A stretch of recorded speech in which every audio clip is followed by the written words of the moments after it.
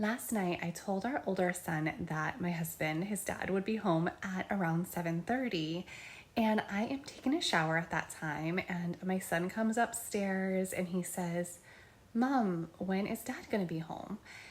And I knew it was around 7:30, and I was like, "You know what? Like, what time is it?" And he says, "7:35, Mom, and Dad isn't home. Like, when is he gonna be home?"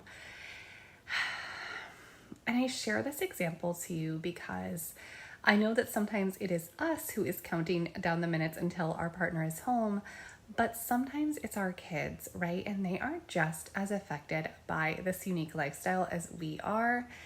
And sometimes it's all that they know, but other times they, if they're anything like my son, really pay attention to details, and they know that sometimes his dad, has been home, before bedtime and things like that, and they're not used to going to bed without them.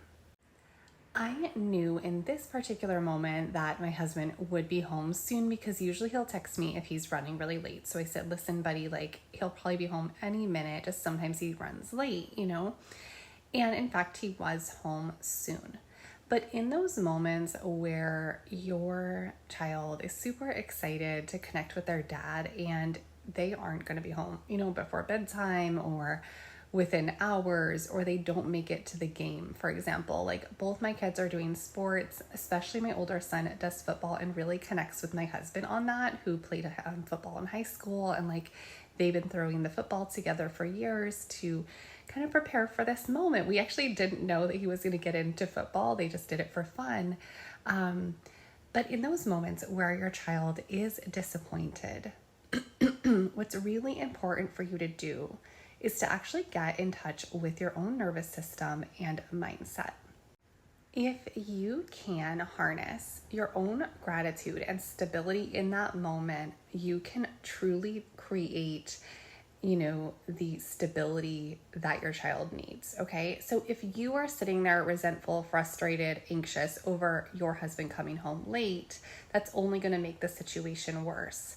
If you know truly deep in your heart that you create the stability in your home because you truly do, if you are the default parent, be thankful for that and take that moment, to have empathy for your child, let them have a moment to express their feelings.